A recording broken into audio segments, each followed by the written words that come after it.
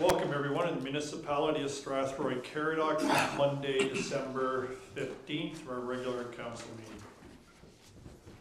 The municipality of Strathroy-Caradoc acknowledges it is located on Treaty 21 territory. We are thankful the generations of people have taken care of this land, including Chippewa the Thames First Nation, Munsee Delaware First Nation, and the Oneida Nation of the Thames. Roll call. Councillor Hippel is absent with notice. Call to approve the agenda. I'll call that we approve the agenda with one amendment, the removal of the need for an in-camera session. Someone to approve the agenda. Deputy Mayor, second by Councillor Kennis. All in favor? Motion carries.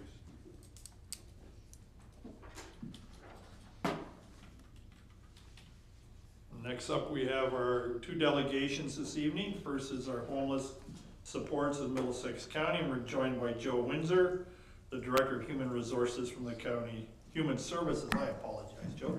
Human Services from the County of Middlesex. Sorry about that. Thank you.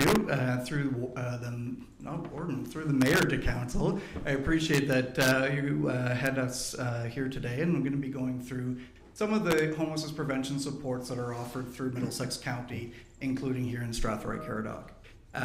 So today as well, I have Elle Lane, who is the manager of Human Services, with me as well.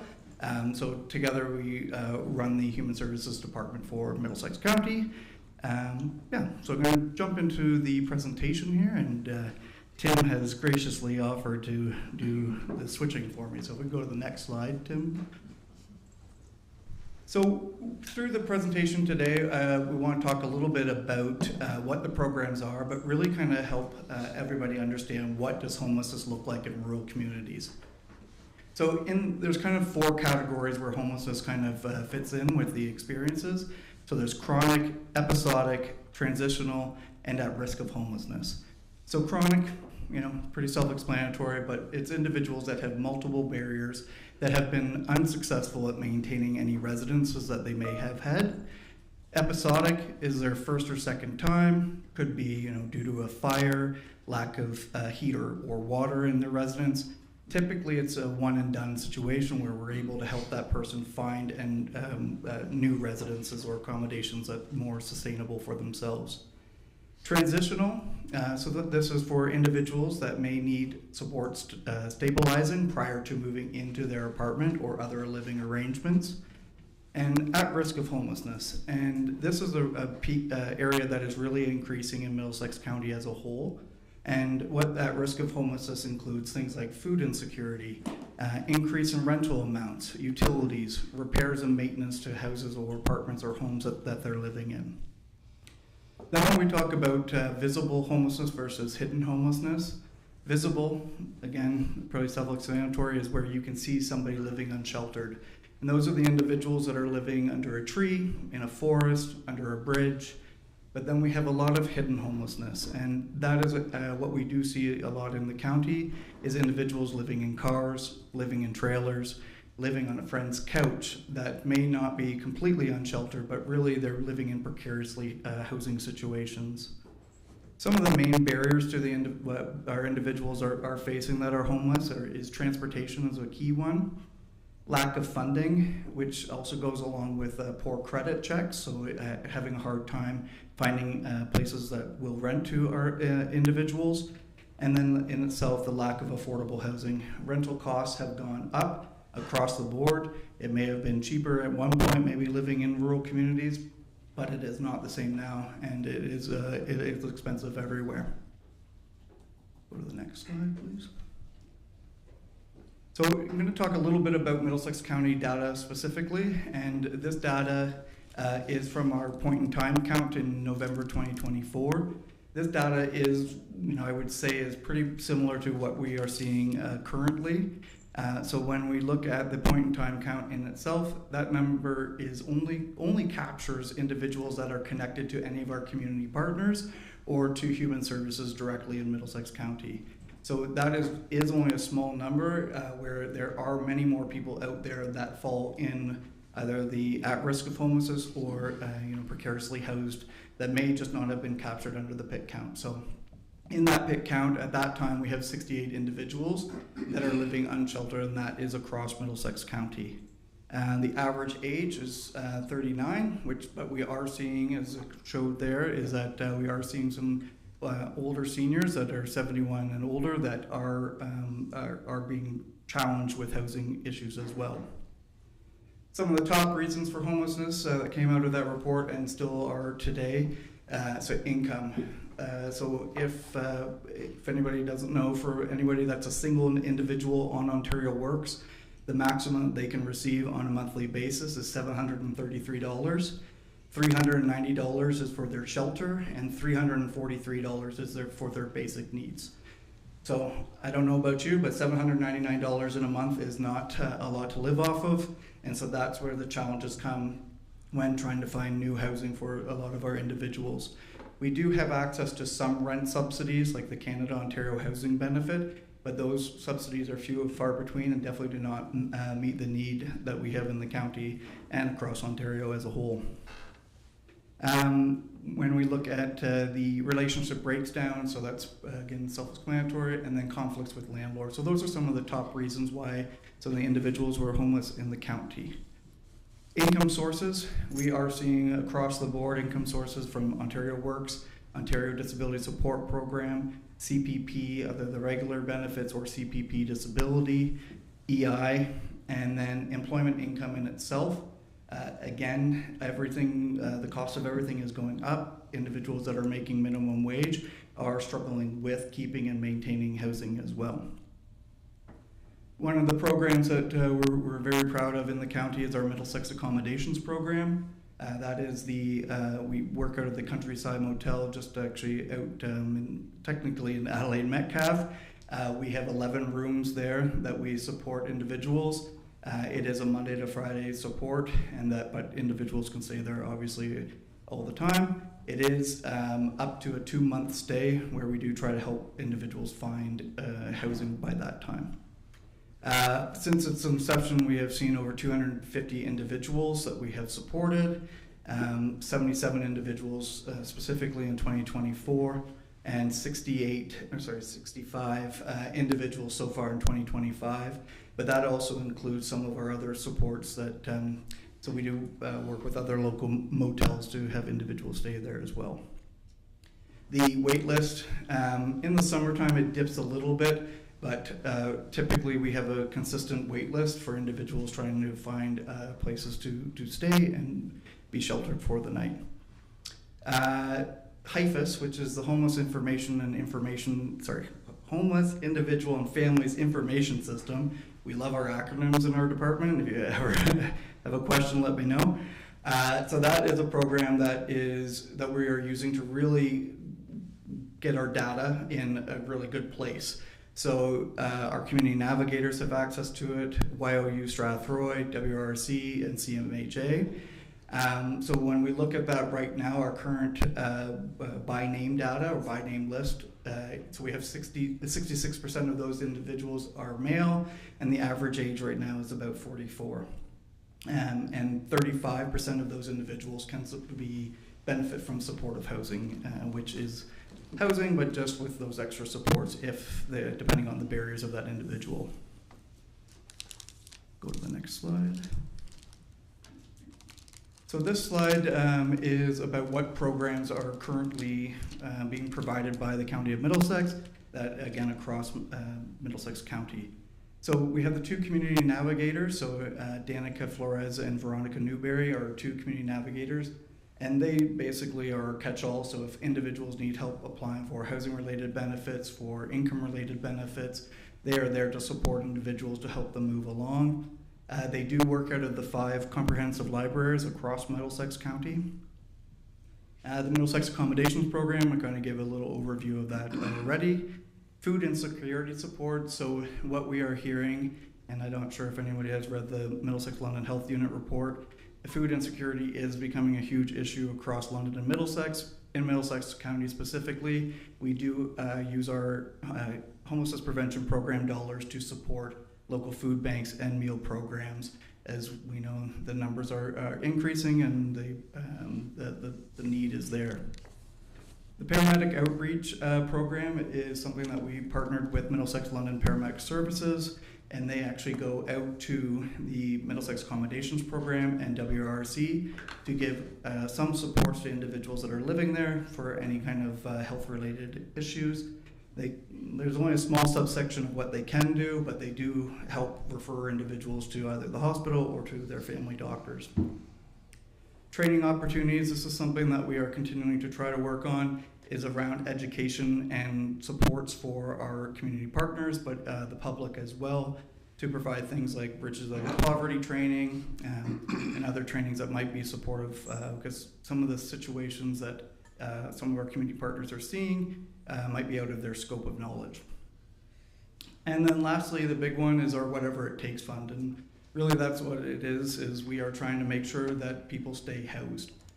We understand if somebody loses their housing, it makes it exponentially harder to help them find something new.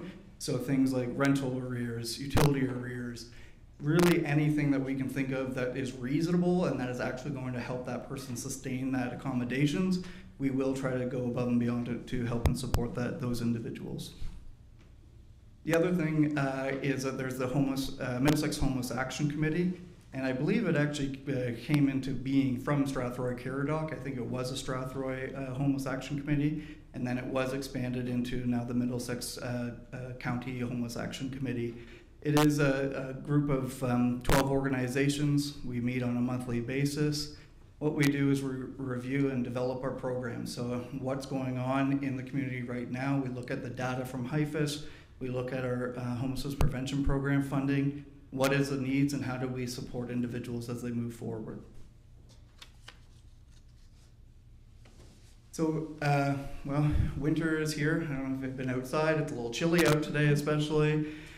So we do have an extreme weather response for homeless individuals. And we specifically called it extreme weather because in the summertime, it's the same thing. It's hot out there and it's getting hotter.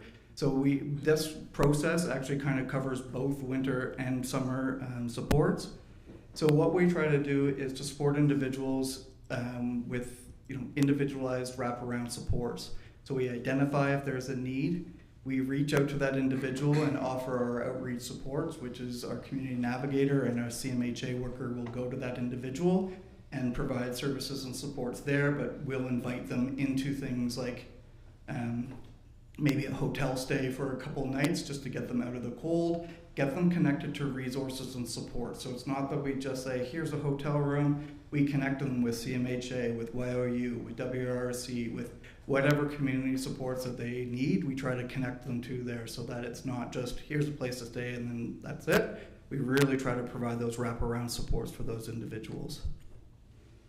We don't have a specific warming center in the county. There is the libraries, which is they are great places to get warm. So individuals that do access the library supports, the librarians are fantastic. They are aware of all community supports and they connect directly with either the community navigators or directly with our department in human services as a whole. The libraries are, as you probably know, open most days. I think Sundays are really the ones that are a little more hit and miss, so it does provide some spaces where individuals can go and get warm. So thank you. So the next area I'm going to talk a little bit about is housing, and this is a kind of a new portfolio for myself as well. So these are some of the things that we're going to be doing in 2026 to look at the housing, because we know with homelessness, the way you solve homelessness is houses. So with the housing side of things, we're going to be re-looking at the housing portfolio as a whole for the county. We're going to be building on things like the housing attainability study that we had completed back in 2022 or 2023. We're going to look at the definition of roles between what's the City of London as the CMSM, which is the Consolidated Municipal Service Manager, what's the role of the county, and what's the role of the local municipalities, and how do we work together to solve the issues of housing and homelessness. We are working with some outside organizations like Flourish. It is a subsection of INWELL, to develop tools to support the local municipalities on how to build and how to move forward with affordable housing as well. Currently, our housing wait list for Middlesex County is about 248 individuals. The City of London is who maintains our housing wait list as the CMSM. So we do refer all applications to the City of London through their Housing Access Center to complete that, and they maintain that list for us. So 248, it is a lot, but it is an achievable number on supporting individuals to find housing within the county. Sorry, yes, next. So this piece here, which actually was the beginning of why I was coming to each of the local municipalities, but I actually attended Lucan, and what they asked for was more information, so I added a lot of that information that you just heard. But what we have done as well is we looked at our programs as a whole, and there's lots of great things happening in homelessness prevention. But we have heard is that we are not doing a great job of telling people what we're doing and what services and supports are out there. So we've kind of put them all together in a nice little package. We've tied it all together with a slogan, a tagline, and a logo. So our new homelessness prevention program is Connecting Journeys, Home Within Community. And then if you look, you can see those little 5 houses and then the kind of grasslands below it. That's our new logo for our homelessness prevention program supports. And why we did that is, through our Housing Disability Action Plan consultations, we heard different things. So we heard things like that the access to our information is just not there. The understanding and education of what rural homelessness is not there. And so we're just really trying to look on how do we build on what services we already have, connect people to them, and also celebrate our successes that we've had so far.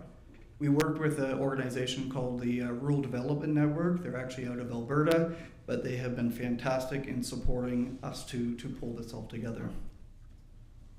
So some of the things that you'll see, if you can go to the next slide, Tim, thank you.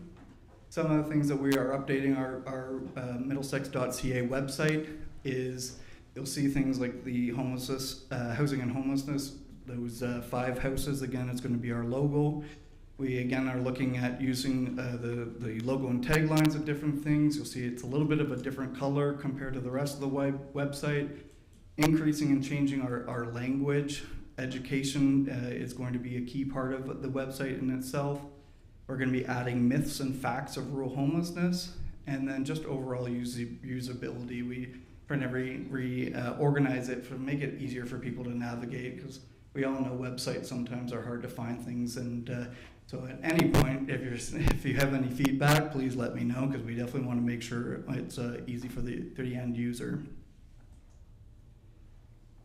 2 other things that we've created through that is some promotional material. So I will send this out to your clerks to share. So we have a poster that is able to be put in any front-facing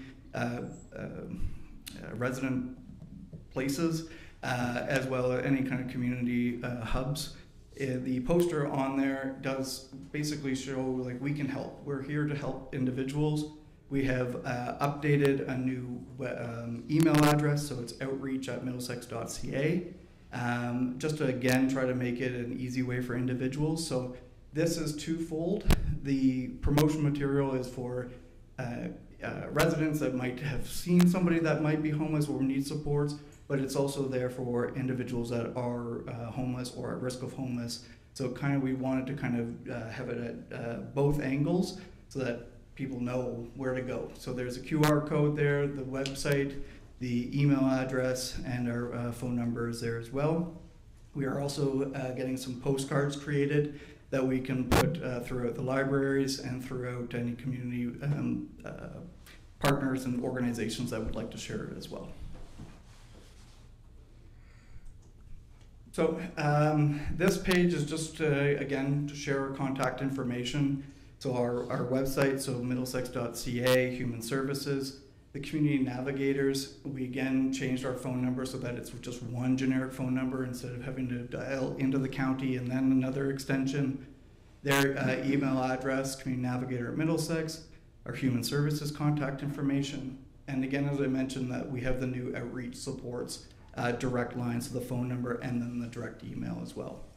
The one thing I will say is that we do not have 24-hour services at this point, so our services are only offered from 8:30 to 4:30 Monday to Friday. So what's next? As I kind of mentioned, we are reviewing our 24-hour services. Where is the need? And if so, what does it actually look like? What are we hearing from our community partners, from our individual residents, and from the individuals that we're servicing? Where is that need in the county, in specific municipalities, or as a whole? We're looking at collaboration of our resources, so working with Strathroy-Caradoc specifically, our other local municipalities, to improve our processes and our communications. We want to make sure that we're working together as a team to support our individuals and the residents that are in Strathroy-Caradoc specifically, or the other communities as well. Like so far, I've met with your bylaw officers, they're fantastic, to let them know, what services and supports are available. I met with Rob from our Community Development Services as well to share some of this information too. Continuous improvement. So it kind of goes along with what I've been saying, is using the data to make sure that what services that we're providing are the right ones across the county, and hopefully we're not missing anything. Next is just presentations at each of the local municipalities, and then the distribution of the promotional materials. Then the next thing, big thing, is our Housing Stability Action Plan. So if you have looked at our past one, it was that, so we do ours with the City of London. The past one, the City of London had one plan, and we had our own plan. For our next plan, like our Children's Services Service System Plan, it is going to be a combined one where it's going to be a London Middlesex plan, but Middlesex will be identified specifically, so our needs and our services and what we're aiming for are going to be identified there.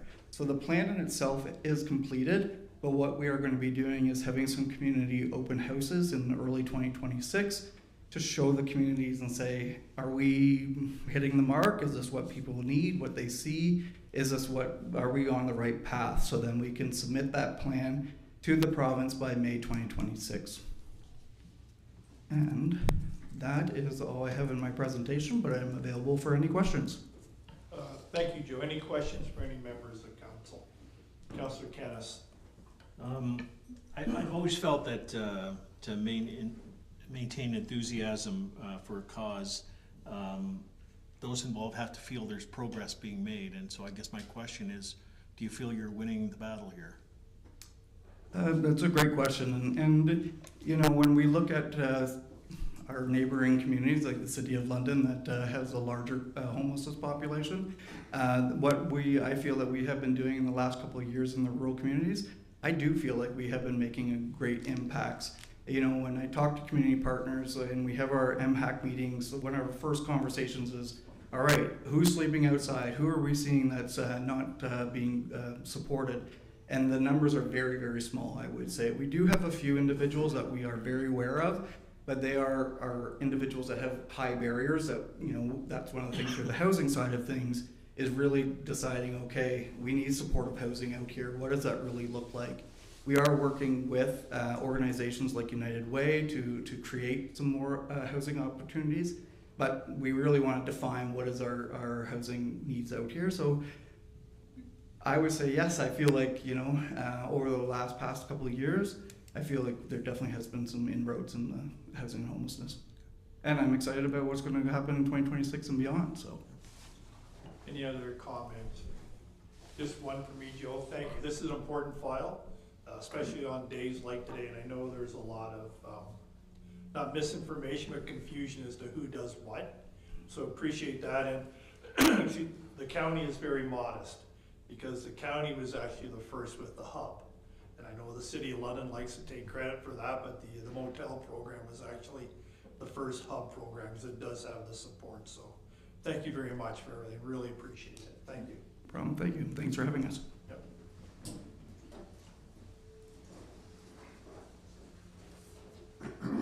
Now we'll move on to the next delegation, the Industrial Land Development Strategy. We're joined by Jonathan Lampman from Colliers. So the floor is yours, Jonathan. Thanks, Mayor. I'm just gonna get the presentation up for everybody.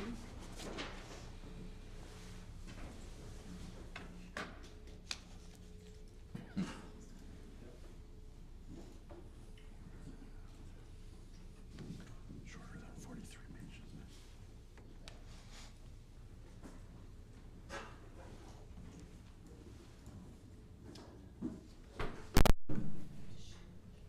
Yes.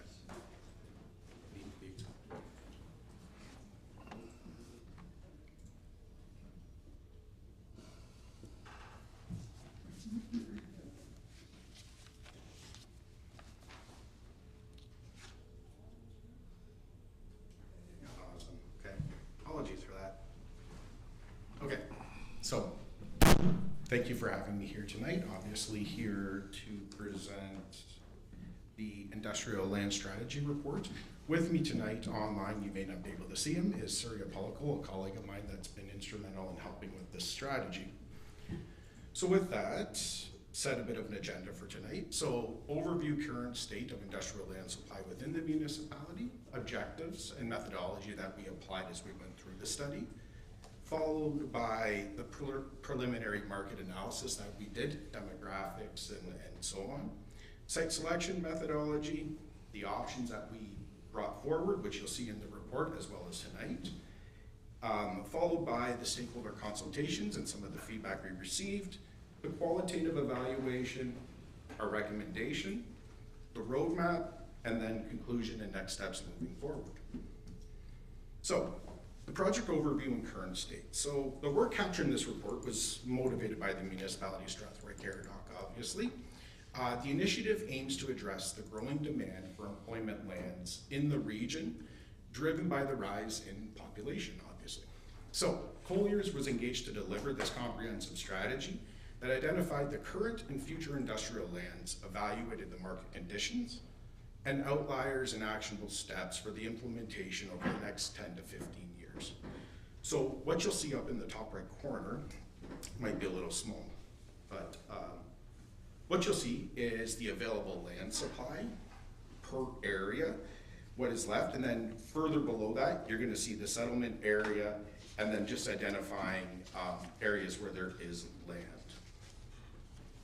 So, at a high level, Molnar started with in and around 340 acres, or has grown to roughly that size. Right now, there's about 25.5 left. There is an asterisk on that because some of it is not fully serviced. And we'll look at it in depth going forward, and I'll show you the area. Albert Street Park, about 2 acres left, and then High Street, and then the Mount Bridges, purely employment lands that we're looking at, is minimal amounts. So, the objectives and the methodology. So, establish goals for industrial land expansion and economic development within the municipality. Validate the market demand and opportunity for industrial growth. Support the coexistence of residential, agricultural, and industrial. This was a big item of discussion when we went through the stakeholder consultations. Identify and evaluate suitable development options near the 402. We get into the discussion around the 402 later. And then last, a high-level roadmap and budget for phased implementation over the next 10 to 15 years. So the preliminary market analysis. So going to the chart, what we've done is we've looked at the 10, 25, and 50 jobs per hectare. So these numbers, not necessarily the 10 or the 50, but the 25 jobs per hectare, this is derived from the PPS, the planning statement. So if you look at that, and then look at immediate competition for industrial lands, no southwestern based. We didn't look as much into the GTA kind of area because the type of lands that would end users show up on there will be different than what would show up down here. That being said, when you look at the 25 jobs per hectare, you're gonna see there's a net need of 55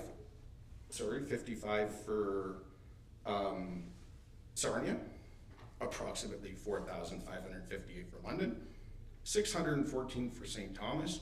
And we can have a different conversation about St. Thomas because we know there's a lot of industrial growth going on there. And then about 547 for Strathroy-Caradoc. Again, that's the middle between the 10, 25, and 50. Okay, so the options. Option 1, which is likely no surprise to anybody in the room, is the infill of the remaining lands in Molnar. When we spoke to the 25, the asterisk was Just in gonna regard. interject for a minute. I note to council, and if there's any questions immediately, I'm just gonna ask council, let's ask Jonathan the questions as we go along, rather. Sure. Because you may lose the immediacy of the question, so. Fair You enough, okay with yeah. that? Happy to take them at any time. So, the 25.5 that had the asterisk. So you'll see up in the top right corner, so just south of the 402, the lands are available there. They are partially serviced. There is some storm and there is some sanitary close by, as well as water, but they don't have roads, lighting, and stuff like that. In the roadmap that we show you, in that phase 1, there is a high level cost estimate to that and a time frame put to developing those infill lands. The southwest Strathroy area. So this was option 2. So how did we get to these options? We went through the entirety of the municipality, and you're going to see the quantitative and qualitative matrix that we have in the report as well as here, and we looked at lands against that. So southwest Strathroy area. So not far from the Canadian Tire, obviously, at that quadrant along Adelaide. These lands largely came into discussion because of their future development zoning that's already on them. Through our consultations, through our discussions, we did realize that there may be some planned development in those areas, and they may not be the best for heavier industrial use, meaning business parks, lighter employment land uses are probably more suitable here due to existing land uses, residential and so on and so forth. But still a viable option for the municipality nonetheless.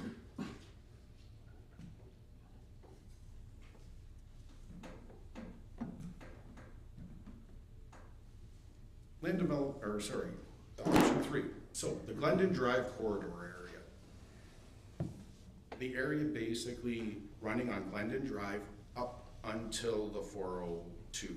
Now, this area, what we've shown in the box is about 420 acres worth of land. So large, phased, over time development. In the roadmap, you're gonna see that this lands in the medium to long-term kind of growth areas. Why did we like this area? Through consultations, working with staff, and our own analysis, this area has a rail corridor immediately abutting it. What we know through doing this kind of stuff, hearing feedback from private developers and so on, employment lands that have access to rail are highly sought after within the province and beyond. Additionally, the areas are not very impacted. You'll see the yellow there, the EP and the heritage features. Those lands specifically do not have a lot of those features within them. Setbacks from the existing noted EP and that would have to be adhered to in time, but they appear to be very viable for employment land uses. Question. Yeah, Councillor Wilsey. Through the mayor to the presenter, just for an idea of scale, on your chart before, you had said it was 500 and something that we needed. Was that hectares or acres? And could we put both of those on the same scale? So you said this was 400 acres, and I believe the previous chart was in hectares. How much is, can you clarify that, just so we have an idea how much land we need to look to add? Apologies. It is 25 jobs per hectare, 547 hectares. And then So when we go to the 420 acres divided by 2, basically, so 150 to 200 hectares. Okay, so we need to wrap a little bit more than double that area to meet To meet the need over the 30-year term, correct. So we constrain this area artificially. This area could expand well beyond what is there. So the municipality does have lands immediately abutting the 402 as well as on the other side. This, looking at a phased approach, made a lot of sense, largely driven by ability to service easier. And what I mean by that, as soon as you start crossing major transportation routes like the 402, the complexity and costs of projects become extremely difficult to service. Through the chair to the councillor, that is correct. So, complexity of servicing, it's a good segue into option 4. So, why option 4 and why are we putting it in front of council and staff? It has close proximity to the 402. This, as you'll see in the roadmap in the report, is long-term kind of development. We recognize that servicing is not in this area. We also recognize that this is far beyond current urban growth boundaries. When you look back at option 3, that is immediately abutting settlement areas that have been established by the municipality. Moving those just further to bring in employment lands is an easier, better strategy than going here. But why did we like them? We liked them because they were close to the 402, and you have strong connections with Egremont. You're not terribly far from Middlesex Center and growth that's going on there. And you have access to the 402, as well as just large accumulations of lands that could become employment should the servicing move. So, those are the 4 options that we, when looking at the municipality, that we brought forth in the report. There were other areas that were considered and looked at, but did not, when looking at the quantitative, the economic and the physical and the chart and the matrix we ran it through, were quickly dismissed in relation to these ones. So, who did we consult? We worked with Cara Finn from the county, went through and had a good discussion with her in regards to FDI, which is in the report, where the county's going, loan programs, and so on and so forth. Also through the county, we met with Tim from a planning perspective, Jake from economic development and planning and approvals, as well as Mark. We also had a consultation with council a few months ago. 4 councillors did attend, and these options were put in front of them, and we collected the feedback and put it in the report. And then obviously, we worked with Heather hand in hand over the last few months to develop this. Okay, so the outcome of our consultations as well as our options. Immediate priority is 1. That's the infill of the Molnar lands and lands in and around Molnar. They're shovel ready or relatively shovel ready and serviced. The medium term to long term is Glendon Drive. We like the rail access. Feedback from private developers, they really like that. That pushed that property forward, or those properties forward. Okay, the qualitative evaluation, there's a lot going on here, and it's small font. So as you can see, across the top, we have our options, and then we have our criteria. In the report, you're gonna see how each property was evaluated against each of those specific criteria. Largely economic and physical. So physical items like servicing, time frames, location of proposed land, and then economic, tax-based diversification, partnership opportunities, long-term employment opportunities and potential. We weighted everything on a scale from 1 to 5. Then we applied a max rating, which gave a max probable score, and then tested these lands with these groups of lands against that to come up with our preferred recommendations for staff and council. So the option recommendation, as stated. Option 1 is the Molnar Industrial. Why? Just to reiterate, it is shovel ready, it supports organized land development strategy, and it has a great proximity to the 402, as well as building on the industrial base with recent investments and aligns with municipal priorities for quick deployment and tax-based diversification. So the secondary option, or an alternative to it, or to run in parallel, is looking at the Glendon Drive corridor, which was our option 3.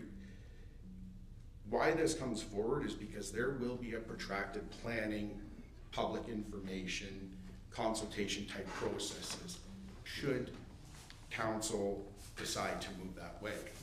So while you're backfilling, infilling the Molnar and existing lands in and around Strathroy-Caradoc, you could start the planning process and start looking at larger swaths of land.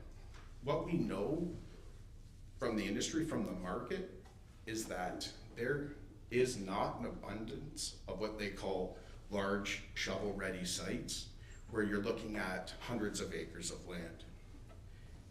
Large sites that have hundreds of acres of land accumulated, planned for, serviced, or de-risked to a point that you know what servicing is going there, brings in a whole different type of end user. That's where you get large single investments in a municipality. That's what helps when we look at that kind of scale. It's not to say that that end user is the end user that will always show up. You can parcel it off, subdivide, site plan, and deal with it accordingly. But having that availability of land that's planned and de-risked brings in different tranches of developers and end users. Hence why we put the recommendation forward. So the project roadmap. Something we have to state. The project roadmap looks over the next 10 to 15 years. And there are a multitude of variables that can change in a municipality, in the marketplace, and so on and so forth. But what we've done is we've put high-level costing to it to give council, staff, and anybody looking at the report order of magnitude, very high budget figures to understand what types of investments, when they occur, and what they could look like. A lot going on here again. So, the short term, as you can see on the left of the roadmap, is the infill of Molnar, as well as additional employment-ready lands within the municipality. You'll see we've added a stage gate. The stage gate is the settlement boundary review contingency, is what we call it. So, in order to move into the medium term, where you're starting to look at lands like Glendon or any other large tract of land in the municipality, it would need to be added through a settlement boundary review. That is a stage gate where staff and council have the ability to stop, assess, decide, and then run through those public planning processes to take large tracts of land like we've shown in Glendon in. Moving through that, should everything move forward through the planning phases, you move into design development, possible subdivisions, all the required planning, studies, so on and so forth, go with that. Then you would get into infrastructure development. This roadmap considers the municipality bringing service to edge of said development, does not consider land acquisition by the municipality. And when you look at the phasing and the wastewater aspect of it, does not consider the capacity required for the whole 400-acre development. Following the infrastructure investments and getting the infrastructure to said site, you move into design and construction, and then post-construction, which is largely driven by marketing and bringing end users into the area that you've developed. So next steps.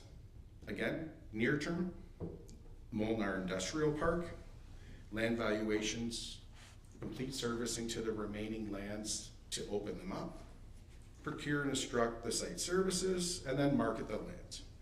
Medium term, again, is the Glendon corridor. So prepare for development after a settlement boundary review, confirm suitability based on the proximity of the 402 and servicing through master planning that's ongoing and will continue to move should you go that way, and adjust the roadmap if new lands become available or priorities shift.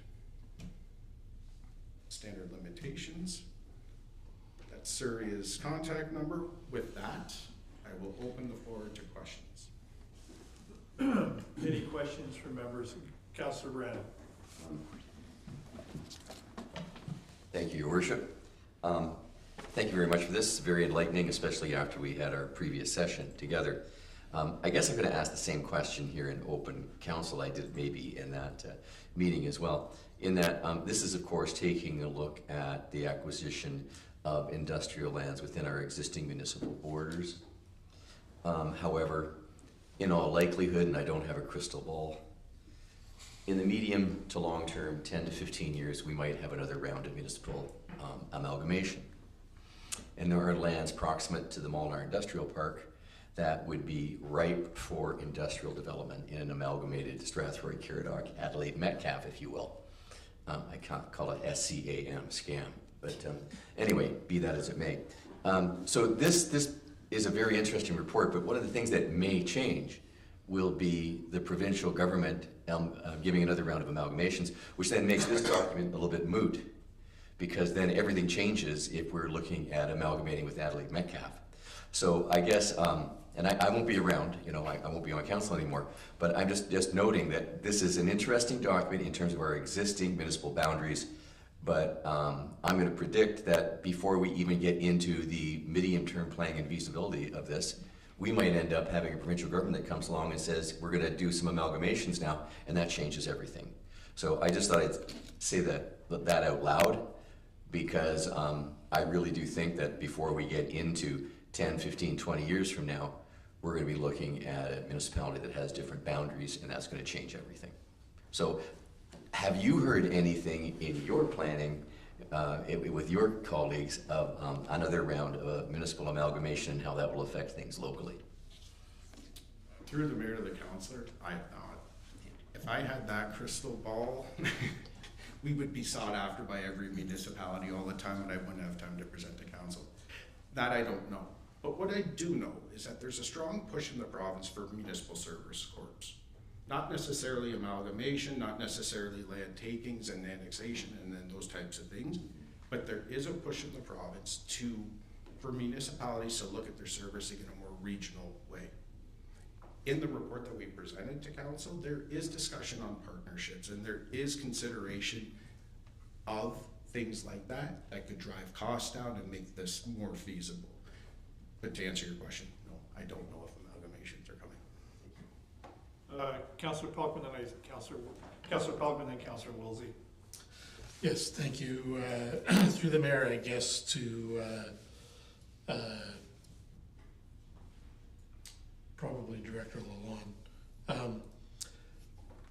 So this report primarily targets large, significant portions of land. Is there anything stopping us in the interim to do smaller items? So say, for instance, I've always thought that the piece of property across from Hollandia Bakeries would be a good spot for a light industrial park as the village of Mount Bridges grows, and that is along a corridor that has servicing through Adelaide Road. Is there anything preventing us from working with an individual property owner if they had an idea like that, as opposed to us targeting a large significant portion of land? Director Lalonde. Through the mayor to Councillor Pelkman, as an economic development department, we would be open to any opportunities when it comes to development. The purpose of this report was to be a little more broad, to allow council to have a full understanding of the importance of being investment ready and to create some strategic direction moving forward. Recognizing that things can change, but it does give us some good roadmaps forward. Councillor Wilsey. This question is for the presenter again. Failing some higher level of government coming in and solving our problems without us having to do anything by amalgamating or anything like that, what do you see as our options of moving forward to get the other half of the property that you've listed, like the other 400 acres or 500 acres that we need to find? I know we talked a little bit about, I like Councillor Pelkman's idea about some of the areas around Mount Bridges that are already adjacent to other ones.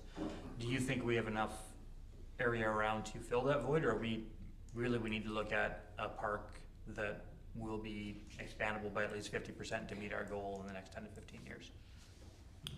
Through the mayor to the councillor, to get things moving, the process is the same whether you do 50 acres, 500 acres, or 5,000 acres. In that, it's largely driven by planning at the front end. So in order to prepare for Any amount of land, you would go through the settlement boundary review, you would test against the jobs per hectare, and that would kick out the number. It'll kick out a number similar to that. Then you would arrange secondary planning, master planning, and so on. Where it can become prohibitive for any municipality is the cost of infrastructure at the end of the day. So the larger it gets, the quicker you need infrastructure, the larger the bill. But to answer your question, the process is the same to go about it. When you start interacting with, say, the 402 to get across, the complexity goes up. So more stakeholders, more people to talk to, more to deal with, which can protract it. But to initiate, it's the same process. Councilor Derbyshire. Thank you. I'm just gonna go through you to somebody in the building, planning, and whatever department. I don't know who it will be to, but are we not still doing a boundary settlement or adjustment? Are we still not in that process at this point? Just when we talk about moving forward this plan and how quickly we could begin to execute it, I just wondered, I thought we were still in that process, but I could be wrong. I had the same question, Councillor. Turn it over to Mr. Williams. Thank you, through the mayor, to Councillor Derbyshire. Yep, that process is ongoing. It is a process that we're looking at a shorter timeline than this as well. I mean, there are timelines and roadmaps that are involved here that are looking at things from the 12 to 4 year mark and alike. But when we're looking at, from the official plan, slightly different timelines, but it is ongoing still. Yep, Councilor Derbyshire. So would this be something then that we could motion into that, to do that, the job analysis, to come up with this number? Or to redo the number, or whatever kind of happened last time? I don't think we got near the industrial acres that we're talking about now. I'm just gonna turn, I think the CAO has a comment. Nope, that's fine. Yeah, Whoever. no, he's got a comment here, Councilor. Through you, Mr. Mayor, I believe in the discussions that I've been a part of with Mr. Williams and Mr. DeRitter and our consultants, that project has a different scope and probably is something that we would take on as a new project, maybe in the next term of council. Any other questions? Councilor Pelkman. Sorry, so just something that was given in your last answer. About the process being the same, so if there are smaller chunks of land that we feel could be converted, should we be including them now? Either as part of the urban boundary process or attaching them to this document, if we feel that they I guess if there's any chance of ever making an application somewhere for some money to make a piece of property ready. Does that make sense to you? Yeah.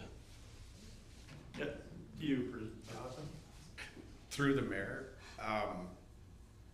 looking at Molnar and looking at other properties that already are serviced and possibly have zoning on them already, you don't need to initiate those long planning processes like we were talking about in Glennon.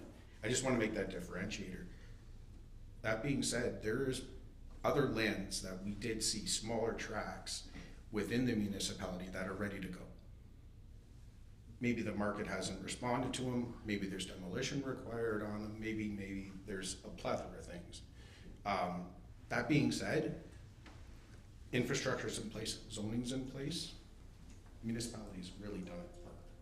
But yes, to that point, initiating secondary plans and that, the process is the same, but you want to make it wholesome and start to take advantage of economies of scale. So larger tracts make sense because the process is the same. So there are economies of scale that go after that. Thank you, Jonathan, and the final comment is, having been intimately involved in the budget process, we tell wherever it is, we need industrial growth, because You know, our municipality can't survive on just residential growth. So however we get there, industrial growth is important in our community. So thank you, Jonathan. Appreciate it. Thanks, everyone. We'll now move on to our public meeting. The purpose of this public meeting is to consider an application for zoning bylaw amendment for the property located at 8721 Century Drive, Mount Bridges. Motion to open the public meeting. Deputy Mayor, second by Councillor Kennis. All in favor, motion carries. Mr. Williams, are you presenting? Thank you, Mr. Mayor, members of council. As noted, this is a rezoning application on Century Drive on the south side of Century between McAvoy and Mallard. It is on a parcel of land that is currently zoned A1 and is recommended for rezoning to an A2 with a special site-specific provisions to address the permissions to allow for a secondary suite on the property. That secondary suite being approximately 90% of the size of the principal dwelling, so smaller than the main dwelling. That secondary suite would also have other deviations from the zoning bylaw, as our secondary suites provisions have yet to be fully updated to match our half initiatives, we'll call it. And so this application is coming before you tonight with the recommendation for approval. And I will leave it at that. The report speaks to the policy background. Were there any comments, inquiries by the public? Any comments and questions from members of council? Councillor Wilsey. When I was looking at the zoning bylaw, I thought I saw an area that was an animal waste disposal or an area on that. I just want to see if this land is still going to be able to. I know typically when we're changing lands to A2, we're putting a right around where they can't have animals. I'm just wondering if that's part of this or if they will still be able to have their animals with the zoning change. Mr. Williams. This is not changing that aspect of the operation. So we're simply dealing with the land use provisions, and we did not make any adjustments. The request did not involve any aspects relating to the permitted uses on the property. Any other questions? Seeing none, motion to close the public meeting. Councillor Palmer, second by Councillor Derbyshire. All in favor, motion carries. Two motions to be dealt with are that the application be approved and that bylaw number 138-25 be referred to the consideration of bylaws section. Motion, Councillor Derbyshire, second by Councillor Wilsey. All in favor, motion's carried. Thank you, Mr. Williams. 2 minutes for approval this evening are the regular council meeting minutes of December 1st and the strategic priorities meeting minutes of November 24th. Motion to approve the minutes. Councillor Kennis, second by Councillor Brennan. Any questions? All in favor? Motion's carried. There are 10 items in front of you for the consent agenda. Anyone wishing to discuss any item or have a poll for discussion? Councillor Kennis first. 10.1.2 and 10.1.3, they're both letters from the conservation authorities.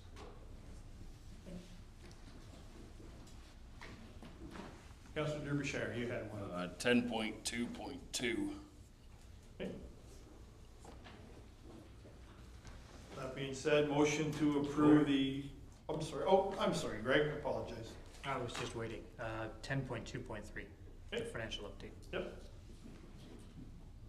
So that leaves 6 to be received for information.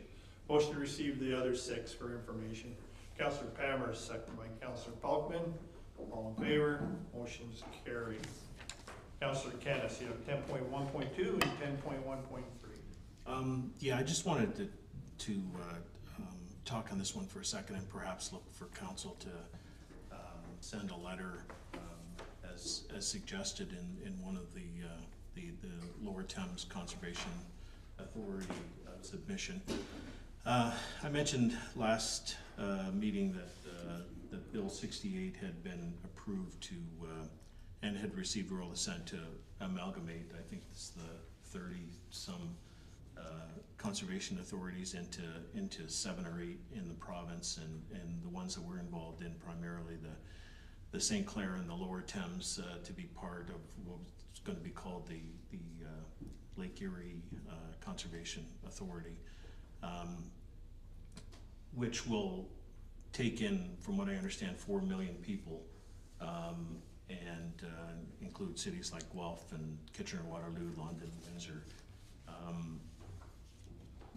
When I'm on the board of the St. Clair, and we met last week, and it becomes, I guess, apparent that you know, there are consolidations probably needed within the Conservation Authority system, but I think the big concern that I have, and I think others have mentioned as well, the voice for these conservation authorities is going to be in the larger municipalities. So in the Lake Erie one, you've got, like I said, Guelph, Kitchener, Waterloo, London, Windsor, and then medium-sized cities like Sarnia, Brantford, a number of others as well.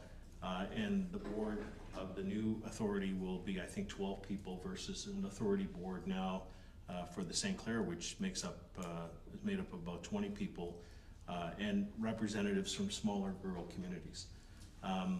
My concern is that the voice of smaller municipalities and rural areas is going to be lost in the future, and the majority of land in a conservation authority remains rural areas, but the voice is going to be given to the cities because they're the ones building homes, and this is all about building homes now. So I would like to send a letter similar to what is being proposed by the Lower Thames. Apparently the province is giving some second thought to how big of animal they're creating, and maybe looking to still amalgamate, but into smaller units, and I would like to see that, because I'm afraid otherwise communities like ours will have no say in conservation authorities. And you know, just to give an example, I mean, we're talking about the Head Street Bridge removal in the future, and the St. Clair is helping us try to find money to pay for the cost of doing that, and I'm afraid as part of a Lake Erie mega conservation authority, we're just going to get lost in there. So that's my spiel on that. So Was that both items, Councillor? yes, All in yeah, one? both. Thank you. Yep. And just so the public doesn't panic, it's the Head Street Dam, not the bridge. Oh, sorry, Head Street Dam. Sorry. Okay, Councillor Brennan. Just to follow up on my colleague from the Conservation Authority, Councillor Kennis, an excellent example is the rural voice will be the loss of the expertise of farmers. On our board, we have some farmers and we have some people who are involved in the ag industry. And it's amazing how much work our Conservation Authority has done in, say, things like phosphorus reduction runoff. And these are the sorts of things that I think will be lost in the larger organization. The work the science that's being done by our local conservation authorities in Southwest Ontario with farmers, the complexity of the work they're doing to prevent phosphorus runoff going into Lake Erie to contribute to algae blooms it's really big stuff. And I'm afraid that some of this good science, good rural farming science, is going to be overridden by, as Councillor Kennis said, the concerns of the large cities. And you know, I know cities vote and land doesn't, but when it comes to conservation authorities, it's land that really makes the impact. And because there's so few people living on the land I think is going to get ignored, just because we'll be dealing with the needs of the high population centers. And this is, I think, the big fault with what's going on here. And now the problem was, of course, they made their announcement on October 31st they're going to do this, and they passed the bill November 27th. wasn't much time for consultation. And the CAOs of 36 CRAs learned about it in the media on October the 31st. And they're just scrambling ever since. And there's no plan by the government here. They're basically handing the knife to the CAOs of the CAs and saying, cut your own throat. They want to know how this is going to happen. And the government right now has provided no playbook. There's no plan. They're making up as they go along. So it's a disastrous state of affairs. Okay, thank you. Councillor Peltman. Yeah, just one more piece to add to that. I'm concerned about places like Scanada and A.W. Campbell Conservation Authority area, even though that's not in our municipality, but it is kind of a little local gem. And when you look at that map of the Lake Erie, that also includes Cambridge and the Grand, and you know, there's probably 2 campgrounds there that would out campsite virtually the entire rest of the area, which, you know, when they start to plan budgets and who gets what, I could see some of these smaller places closing just because there's too much to deal with and the bigger places will get the money. So from a recreational standpoint, I certainly worry about the smaller areas for the same reason as the big places will get the money and the little places will get the axe. Councillor Derbyshire, 10.2.2. Yeah, thank you. I had just a couple questions, clarification. Oh, sorry, I had just a couple questions or clarification. And I don't know who will answer that or not. But I'll go through you. My first one was, when the mayor presents it to council and we discuss it, is the mayor part of said discussion, or is that just council?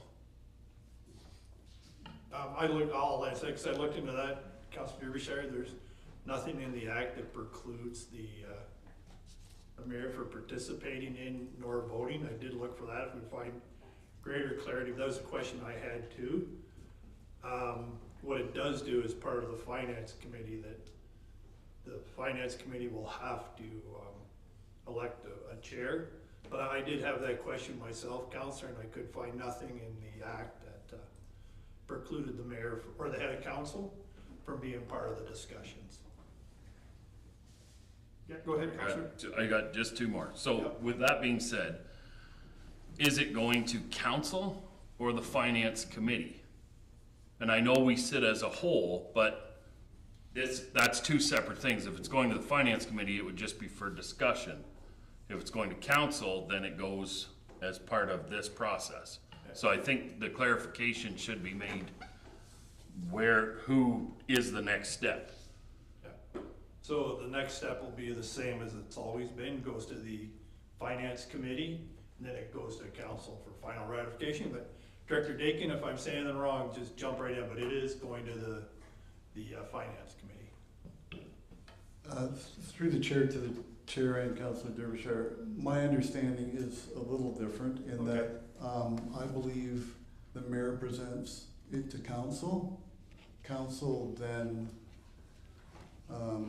has 30 days to respond once they receive it. So it comes to council. Technically, you're meeting, I guess, if you really want to look at it, as a finance committee, I guess. But really, the finance committee is out of the picture. It is strictly now the mayor to council, and then council puts in their pieces. Appreciate the clarification. Thank you. Okay, and then my last question is through you, it's to you. When it comes to the mayor's veto, because this will be the only time that council really sees this and has any input in it, are you going to use your vetoes, or are you going to stick with the decision of council? Premature to say, Councillor. Any other, yep. Councillor Pelkman. Yeah, I think, you know, there has to be a little bit of trust here. And as I kind of see, you know, we have in the past, and I'm talking the 28 years that I've been on council, there have been years that a budget's been passed very quickly, and years where it's stretched out forever. and probably in those ones that had stretched out, ended up at the same place it could have been after 3 meetings. So I think that what the province has tried to do here is certainly given the mayor a lot more opportunity to guide the budget. However, sometimes I feel that the mayor should have that power as long as it's used judiciously. And I think in the arguments that would come forth after the budget is presented, you'd find out pretty quickly if what the mayor of any municipality has put forward is in the best interests of the municipality, or if it's in the agenda of the mayor. And there are other members of council who will very quickly bring that argument, maybe not in such blunt terms, but you find out quickly by the number of things that are being discussed and talked about. Certainly in my experience on council, when budget deliberations extend well into the spring, the quotes we get back for capital works are not nearly as good as when we have our act together and our budget done early. There have been years where at this point already we've had our budget passed for the following year, and I would like to see that happen rather than us start in January. So I'm kind of curious to see how this works out. I don't mind the fact that there's a deadline for us to deal with, because it prevents us from discussing some things beyond what they deserve for the amount of time. So, yeah, just curious to see how this is going to work out. Sorry, Councillor Wilsey.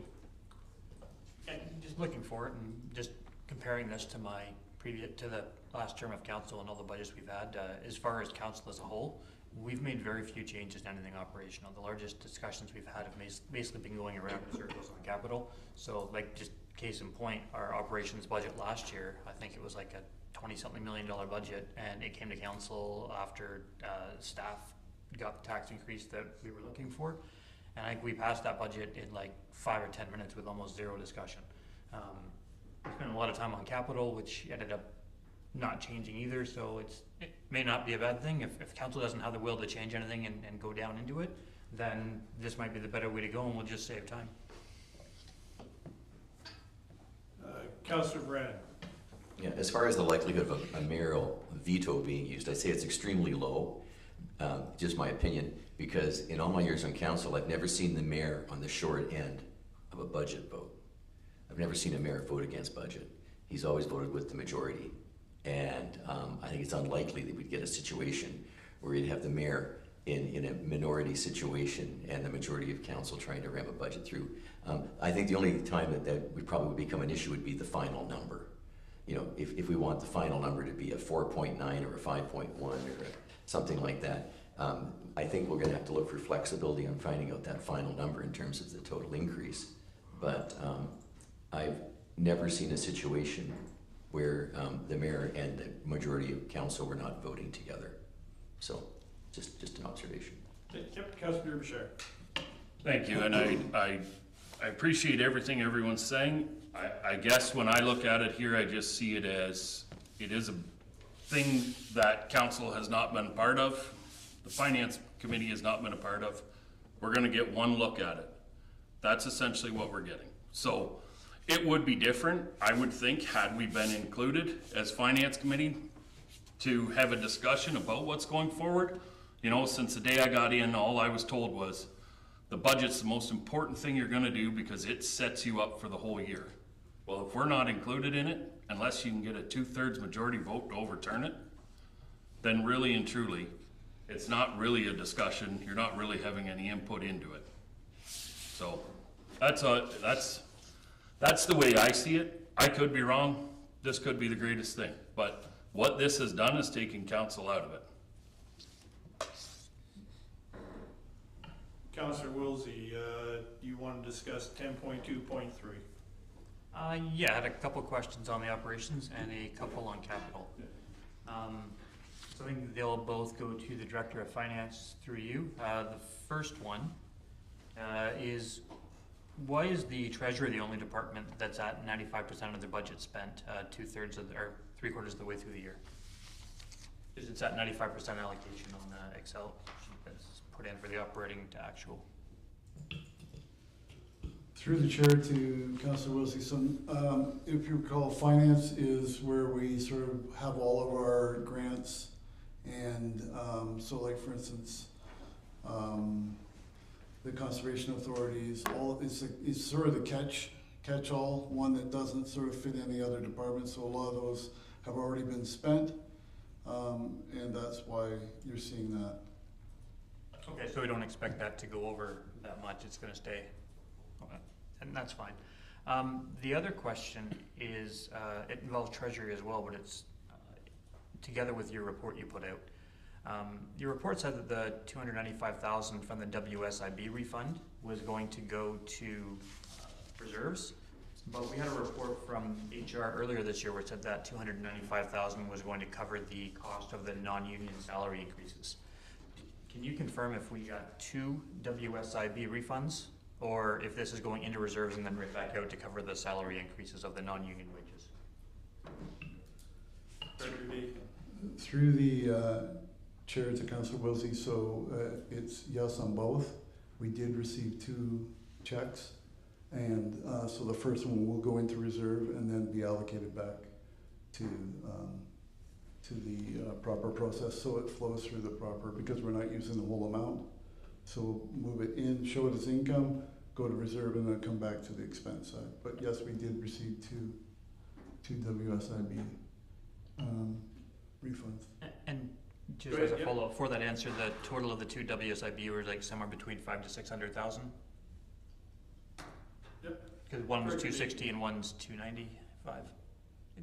Yeah, just roughly.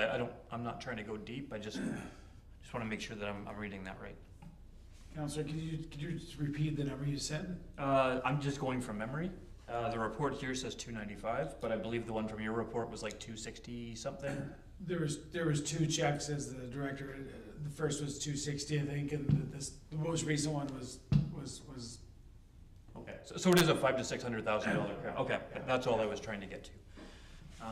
That's it for the operating. If anyone else has questions, I can let them ask. I do have a couple on the capital if no one else has questions. Floor is yours, Greg.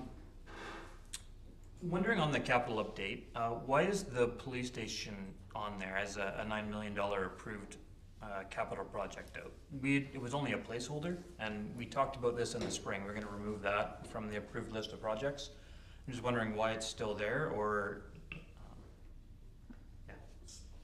Through the chair to Councillor Wilsey, so it was put in there as a placeholder, and it is a placeholder. They were given authorization to spend some money to dive deeper into the costing so that they could come up with what that actually is going to cost, and then that number will be adjusted once we get that costing. But is it approved or not approved? Because it's on the list of approved projects. I guess that's my question. Because it can't be a placeholder not approved and on the list of approved projects. Director Dakin. Through the chair to Councillor Wilsey, I guess in my mind, what was approved was them to continue going down the path to come to that number. So it's a placeholder. Are they approved to spend $9 million? No, they were approved to spend, I believe it was $500,000. And you can see how much they've already spent, which is $90,000. So I think the amount is in there as the $9 million because that's what was set as a placeholder. But as far as approved spending, I believe it was around $500,000. Okay. Just before I ask my next question, what is our total amount that we have in reserves? Do you have a rough number on that? I thought we were in 40 to 50 million, something like that. I don't have that number with me, no. Okay. From my recollection, it was somewhere in the mid 40s. And when I look at the capital, I guess that raises a bigger question because I'm looking at the approved capital where we have 92 million of approved capital, where we've already committed 29, so there's about a $64 million gap, and that number's about 20 million more than our reserves. But it includes that 9 million placeholder for the police station. It also includes some underfunded projects for the, like Strathroy Wastewater Center is underfunded by about 9 million on this list. So I guess the question comes, if our reserves are low and we've got placeholders in there, is that one of the reasons why we've committed 20 million more than our reserves? And maybe that's not, I'm not sure who that question Part is. of the good budget question, but we'll let the director answer, because Through the chair to Councillor Wilsey, so the number you here see is the project budget expenses. It doesn't show the income. So one of the things would be, let's pick on the 9 million from the police. That would, in all likelihood, be 100% funded through debt, so it doesn't come out of reserve. A number of the other projects are split between reserves, debt, grants, all sorts. So when you do the calculation, I think it's somewhat unfair to say that 90 million is all coming out of reserves. It's coming out of different pockets. This is the expense side of it. We don't have the income side showing where all these funds are coming from. Councillor Derbyshire. Thank you. Through you to the director. I just had a couple questions here on the wastewater side of things with the EA. How I know we budgeted 200,000, which it does say that is still a line there, but like, should we have upgraded that when we approved the 1.3 million? Or will that just go in, or where will that, like, you know, for the, I forget what line it is here, but it's the Mount Bridges, the EA, essentially. It was 200,000 we budgeted, and Yeah, yes, through the chair to Councillor Derbyshire. So the 200,000 shows what was originally in the budget. Then when the report came back to council, it showed that those numbers will be updated, because obviously that will then roll over into 2026. As you can see, there's a number of projects even on this listing here that go back to 2019. So one of the things that we're doing as part of the 25 year end is making sure that we've gone through all these projects that are still outstanding, finding out where exactly they're at, and closing out the ones that need to be closed out, and keeping the other ones that are carrying forward as a work in progress, and they'll move forward. So that is a good example of one where it was originally in the budget at 200,000. There's new money now because of what that project came in at, and that will be shown in the updated budget numbers. One more, Councillor. yeah, sorry, I just had one question. Where it says water rate, sewer rate, that just says where it's being paid out of. It didn't actually come out of where it is. So will we see, like, for ones that are paid for by grant, like, or loan, will that heading be in there too? Through the chair to Councillor Derbyshire. So when you see the final budget numbers, you'll see the expense, and then you'll see where all the different forms of income are coming to pay for that expense. That is correct. Thank you. Okay, so no more. We have the last four to receive information: 10.1.2, 10.2.2, and 10.2.3. Motion to receive those for information. Deputy Mayor, second by Councillor Palmer. All in favor? Motion carried. Thank you. Director Dakin, the pretty simple one, financial services, section 357 application. Motion is to approve the tax reduction of $279 and 28 cents. Someone bring the motion. Councillor Canis, second by the Deputy Mayor. Any questions of the Director? Councillor Canis. I guess not so much about the tax reduction, but I guess that property in general, a lot of people are interested in when we'll see that cleaned up. Yeah. I don't know if Director Lilborn or Mr. Dakin can answer that. Through the chair to Councillor Kennis, the only reason I know is because I processed the demolition permit. So the funding of that demolition permit, not that I'm all of a sudden now in charge of demolition. But I did process a check for that demolition permit, so they have pulled a permit to demolish, get that site cleaned up. The timing of which I'm not sure of, but I know that the permit has been issued, so hopefully things should move quickly. Seeing no other questions, you have a second motion in front of you. All in favor? Opposed, if any, the motion's carried. Thank you, Director. Building and planning, the first motion is the council member appointments and community adjustments. Motion in front of you that Deputy Mayor, Councillor Derbyshire, Canis, and Pelkman be appointed to represent municipal council on the committee of adjustment for the remainder of the term. Motion, someone bring a motion. Councillor Brennan, second by Councillor Palmer. I want to ask any questions of those guys. All in favor? Motion's carried. Housing Accelerator Fund, Community Improvement Planning Amendments. The motion is that the bylaw be referred to the bylaws section of the agenda for approval. Someone bring a motion. Deputy Mayor, second by Councillor Pelkman. Are there any questions? All in favor of the motion? Did you have a question, Councillor? No? All in favor?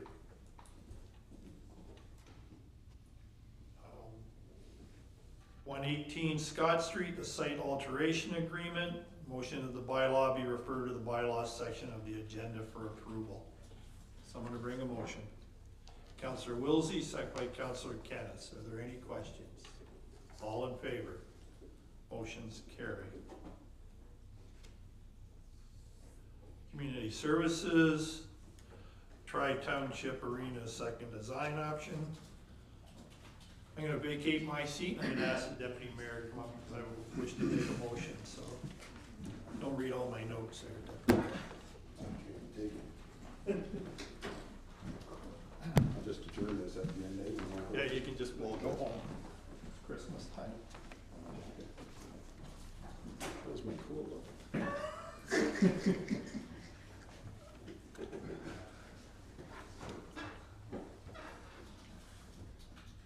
Okay, where are we here? Community Service, Tri-Township Arena. Council received report CS 2025-67 for information. Comments? Your Worship. Yeah, thank you, Deputy Mayor. I asked to come down here because I do want to make a motion, but it's an important decision. The Mount Bridges Arena, we're close to getting somewhere, but I'd like us to make a right decision. I did think the other night that Councillor Derbyshire's idea, if you will, I'll call it the Bow idea, had some merit and should be looked at. And I think that more so after attending the Tri-Township Arena meeting last week. The manager, Steve Dossett, he had some, I don't want to use the word concerns, just some thoughts on the proposals that we saw. Nothing too untoward, but just some thoughts. One of which was that I think it's important that their staff should have some input into the recommendations. There's some merit. I know when I look at our fire chief, I know that the firefighters had a great deal of input into the fire hall, so I thought that was worthwhile looking at in a very cogent point. So I would like to look at Councillor Derbyshire's idea, but I also would like to proceed with seeing the costing of the proposals. So my motion is this, and is that we proceed with seeing the costing on the three proposals, and at the same time we direct Tri-Township Arena staff and municipality arena recreation staff, the two of them work together to bring back a list or a report on the pros and cons both of the three proposals, but also of the idea that Councillor Derbyshire has. And if you look at that, then that will allow us to make an informed decision about spending extra money to have an architect involved. But I like both to happen in parallel so we don't hold anything up, Deputy Mayor, but I do, to in all deference to Councillor Derbyshire, I think the idea is worth looking at. I just want to take a cautious approach to get there before we spend the money. I'm not opposed to spending the money, but I just want to flesh out the pros and cons, so that's my motion, Deputy Mayor. Madam Clerk, were you able to recall the motion there? And if so, would you read it back? I'll come up for here now. Then I'll ask for a seconder, but we'll have it read back when you're ready. Okay, so I have that council proceed with the costing of the proposals, and at the same time, we direct the TTA staff and municipal arena staff to bring back a list or report on the 3 proposals. There's something more. Pros and cons of the Pros and 3 cons. proposals, and the pros and cons of Councillor Derbyshire's second idea. So can I just make a clarification point? At the last, and is this where you were gonna go, Councillor Pelkman? At the last meeting, we've already moved to receiving a Class C costing on the recommended option provided by TTA.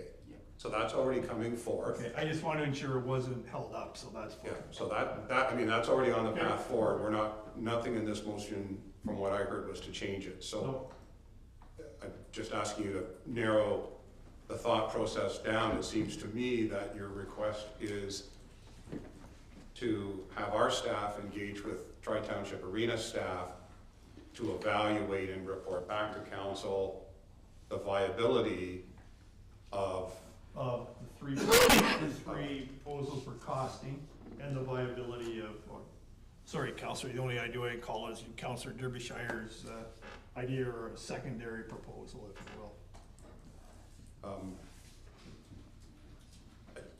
Councillor Pelkman. Yeah, so I guess my question's not against the merit of the motion, but just the wording, because we've more or less already eliminated 2 of the 3 options. So I question about going back and trying to evaluate the 2 options that we've already eliminated. I don't necessarily have a problem with looking at another option and seeing what the architect comes up with that. But in terms of going back and reanalyzing the 3, then we would essentially have to stop the process and I have no interest in doing that. Councillor Brennan. I'm just trying to understand the mayor's proposal. We basically, as Councillor Puckman said, had limited, got it down to about 1 option to look at. Is the mayor suggesting that the $13,630 not be spent at this point, approved by council, but that we kick that decision back to Tri-Township Arena and they give us a recommendation if they want us to spend the $13,360 to have Beau's proposal stand alongside of the other one that we have already given action to? Partially true, deferring the expenditure of the $13,000, but not just Tri-Township Arena staff, our staff also, to bring them together to work. And with respect to Councillor Pelkman, I don't want to move backwards, but I heard a couple of things from Manager Dossett that kind of gave me pause about the 3 proposals. I could list them off, whether it fits to the ones that, I'll just give them to you, where there were concerns regarding necessity for a new upgraded HVAC system because of the glass and the size of the proposed vestibule. There were concerns regarding seating and sight lines by putting, so that's what, to be quite honest, everybody, that gave me pause, that if Tri-Township Arena staff had been given some input, we may have looked at things differently. So that was the nature of it. Thank you. Councillor Pelkman, Councillor Brennan, then Councillor Derbyshire. So I'm quite okay with allowing a conversation on the option that we've chosen, because maybe it can be manipulated or altered, but if my memory serves me correct, all 3 options kind of gave us the same thing, which was the purpose of getting the building up to code on AODA compliance and whatever else we need to fix. And we were just trying to choose the one that we liked the best. But all 3 proposals gave us the end result that was the same. So I'm quite okay with having a discussion with the staff and saying, you know, we don't like this because, but sometimes things are done for a reason, and you may not like the reason, but it is the reason that it's done for, and I'm also quite okay with having the architect looking at option D in more detail, because as I said in the previous meeting, you can't add an addition that's separate from the rest of the building. It needs to flow and interact with each other, and I think that having the architect do that work will tell us in the end if it's a good idea or not. But it needs to be done to make sure that the building flows properly, otherwise you end up with a really weird thing that doesn't work for anybody. So, and yeah, I guess that's my point. So I would prefer that any motion leave the two options out, and if the discussion is that staff have some input, then let's have the input on the focused option and not on the ones that we've ruled out already. So then to clarify, the $13,630 that would be spent on the viability of considering option D, basically we're gonna kick that decision back to the Tri-Township Arena. They're gonna look at that and the option we've already got on the table, and then they'll give us a recommendation of whether or not they think we should spend the money on option D. And then at that point, we would then vote it at this council. Is that correct, Mr. Mayor? In conjunction with. With the discussions, yes. Yeah, Yes. with municipal Yeah, with all the staff. massaging, with the Yeah. discussion, stuff like With- that. But we're not making that decision. We're gonna send it back to them. Yeah. They're gonna have a big chat. It's gonna come back to us and they're gonna say, yes, spend the 13,000 or don't bother. Yeah. And then we'll proceed. Okay. That's the genesis. I have Councillor Derbyshire next. So why don't we just get drawings of both? Which we already have the one, get the drawing of the other one, which I think we asked for the costing, which was 13,600, right?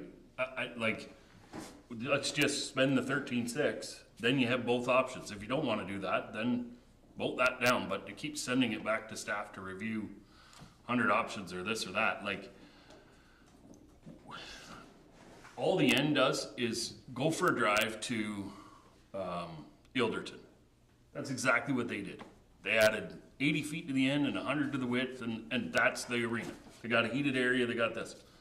It's a pretty simple design. It's gonna cost somewhere around $4 million, $4.5 million. If you need a pretty picture to look at to say, oh, this is what I like, then I guess that pretty picture is gonna cost us 13,600.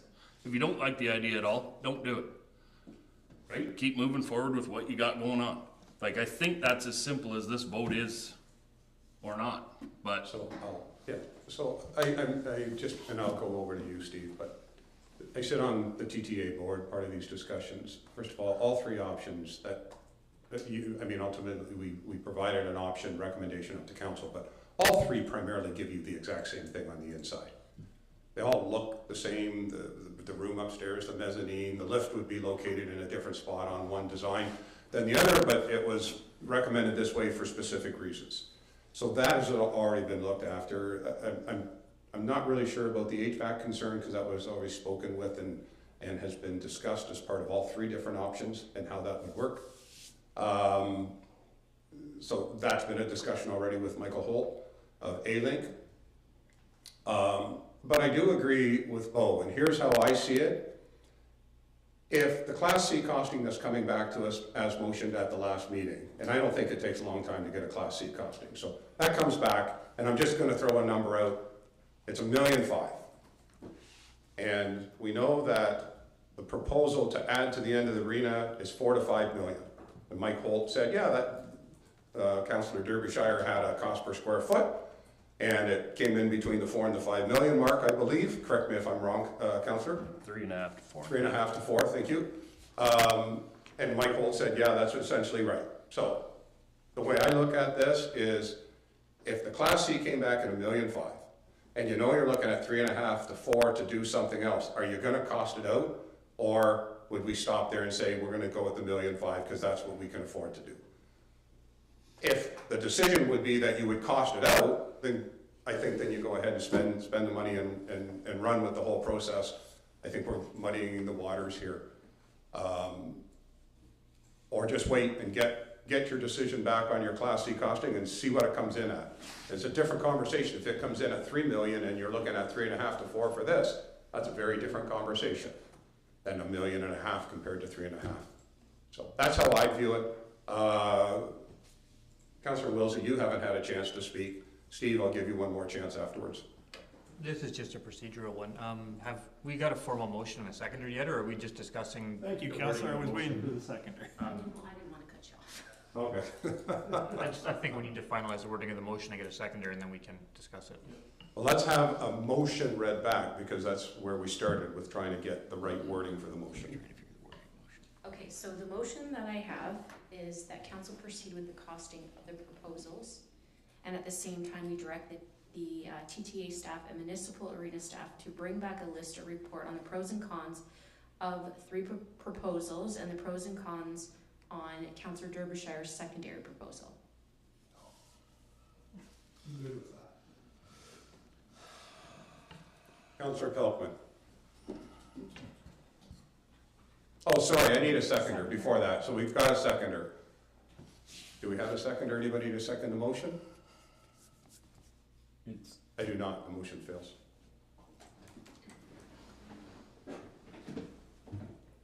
Am I right? Yeah. Before you leave, That's what I was looking for.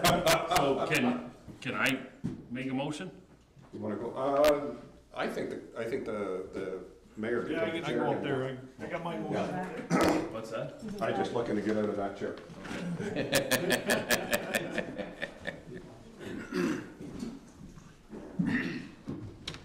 Councillor Derbyshire. Thank you. I'm not trying to muddy the waters. I honestly thought when we were going to get presented with options, it wasn't going to be 3 options of the same code, which is essentially what we got. We didn't get options of you can do this, you can do this, you can do this. You can get a slanted roof, you can get a straight roof, or you can get a 2-story. What I'm proposing is a second option. Councillor Brennan asked for a costing of it. I believe the costing is 13.6. My motion would be that council approve to move forward with getting the drawing or whatever the 13.6 gets us, so that we have 2 options to look at and analyze, as opposed to just roof lines and changes that way. So that would be my motion. Yeah, we'll get a seconder before we discuss it. Was that a motion, Councillor? Good. Yes, That's a formal it- motion? Yep. Okay. I'll second that. Okay, second by Councillor Pelkman. Any questions? Councillor Wilsey, then Councillor Canis. I would ask for the motion, before we get too much discussion, if we would do a friendly amendment to include discussion in the design phase with municipal and TTA staff in the final design.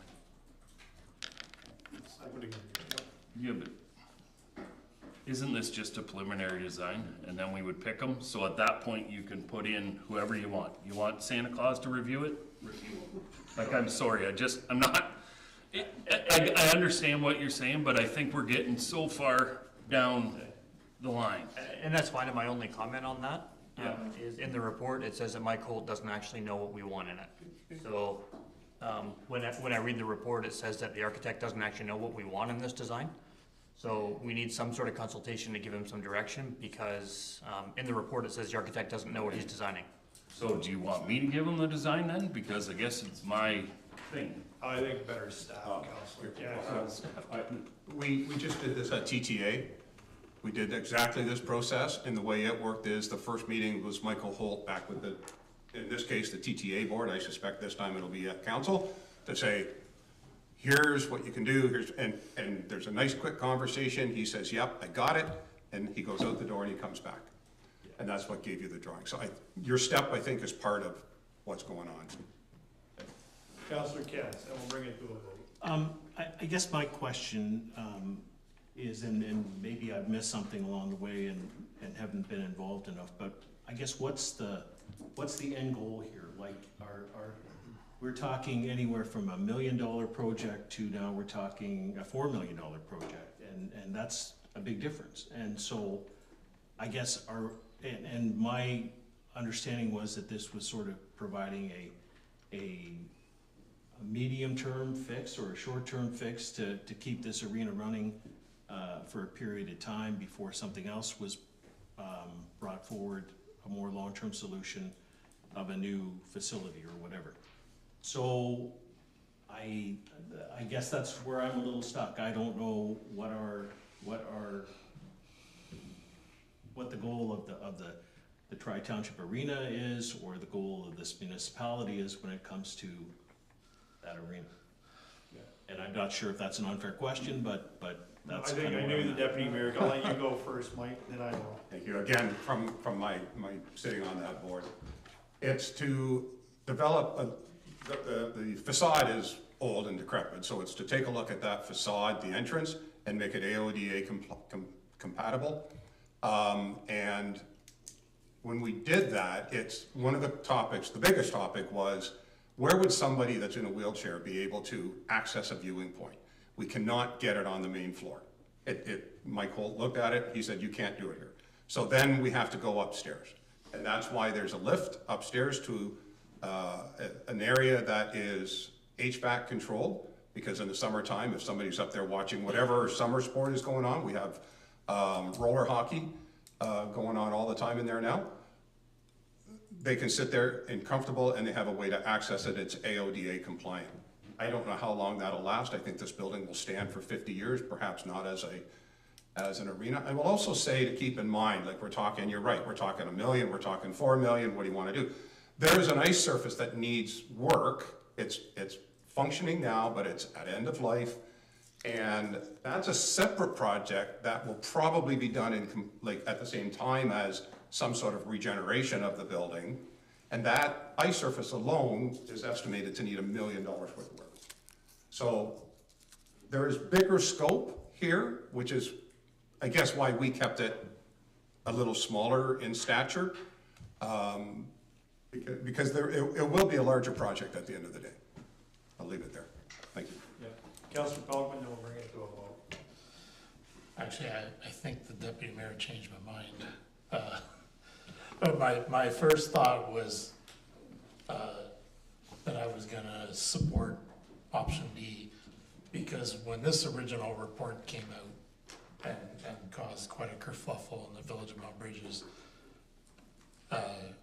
you know, the one thing that I decried was that there was no options provided. There was only one option provided, and that option was to close the Tri-Township Arena and move all the ice surfaces into Ward 1. And I knew in my heart that was wrong. And so the argument by Councillor Derbyshire that spending the 13.6 will get us a second option to look at, and then the community gets two options. However, Councillor McGuire's, or Deputy Mayor McGuire is sorry, I just demoted you, is correct in that there is a bigger project down the line, and this is perhaps a 4 to 5 year fix, as opposed to a 20-year fix, which say the Glencoe Arena just went through, and that's two totally different projects. So, Councillor Derbyshire. So understand, this is Glencoe Arena. This is what you're doing. You're shutting down your front entrance, building a whole new front. You add on to the addition, you don't disrupt anything. You build onto the end of it, the arena stays functioning, we still move forward. Yes, we are gonna need a floor. The question is that arena there 10 years or 25 more years? Now, I'm gonna be honest with you, I see it there 25 more years. I don't see us doing anything with another sporting complex down there, and I'm just being honest. I mean, people can be mad. So to me, to take $4 million or 4.5, add some square footage, put a nice vestibule on where we can meet and have a nice lobby, and you take that $4 million and put it over 20 years, you know, or we can spend $1 million and, for lack of a better term, somewhat put lipstick on a pig, you know, which is somewhat what we're gonna do. We're gonna start hacking and cutting into stuff, and you know, and that's fine if our plan is we're out of there in another 7 years. But I think if you want to leave something for the community that's probably still going to be there in 20 years, you know, we need to look at both options, in my opinion. I'm gonna bring it to a vote, and I agree with Councillor Derbyshire. So if you read back the motion, we'll call for the vote. So the motion is that council approve to move forward with the drawings from A-Link. I did include A-Link to be clear, for the secondary option. Okay, all in favor of the options? Opposed, if any? Motion carries. Next is the 2026 Community Events Program Grant Allocation. Two motions. Council approves CDAC's recommendation of increasing the funding to $60,000. And further, the council approves CDAC's recommended grant allocations identified in the report. Someone bring a motion. Deputy Mayor, second by Councillor Wilsey. Are there any questions? Councillor Wilsey. I just got a comment when I was reading through all the different organizations. I'm pretty happy that it's a fairly even split between the different wards and the funds are distributed evenly across the municipality. It's hasn't always been the case, but as with all other projects, but with this one I was happy to see that they were spread really evenly around the municipality. Councillor Pelton. Just a comment that I'll speak somewhat on behalf of Councillor Pammer and myself, that we had, that I think this program needs to be revisited in somewhat, because there are items in here that we don't want to touch for political purposes, and items that purely fit what the design of the grant is for. And I somewhat feel like, you know, we're not ever gonna say no to the Santa Claus Parade, and we're not ever gonna say no to the Melbourne Ag Society. So if, you know, maybe it's two separate funds so that we're not trying to divert funds away from what we know is a primary core objective to our municipality, as opposed to the intent of the program was to provide money for people who are trying to start events, and instead we're funding the same events over and over and over again, which makes me think it needs to be diverged into two different funds. Any other comments or questions? Councillor Derbyshire. Thanks, I just have a question. Do they have to complete the application form to get the money, or? Sorry, I'm not making a joke, it just says no over here, so Yeah. I just didn't know whether that had to be done for this to actually be a finalized thing that we're approving. Okay. Director, a little more. Through the chair to council. A number of years ago, we revamped this program from what it originally was around the start of this term. We introduced a pretty simple application process. Historically, there are a number of applicants who continue to not fully complete the application.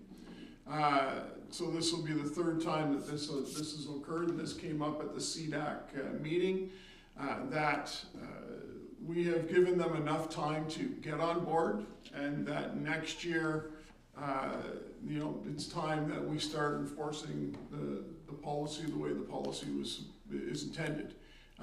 There is a learning curve in some respects, and CDAC at that meeting, correct me if I'm wrong, Councillor Pammer or Councillor Pelkman, CDAC was at the point where the learning curve is over, and next year, if they're not completed, then they wouldn't move on to the next step.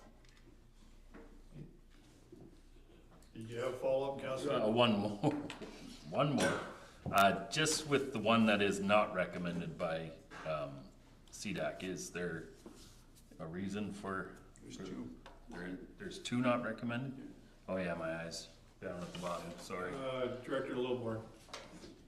Sorry, Your Worship, to Council Derbyshire. There are two. They were chosen not to proceed to this level. The paint night was the value of the requested amount. It wasn't clear on the application what the whole process was. So they elected to send staff back to help them find an appropriate location.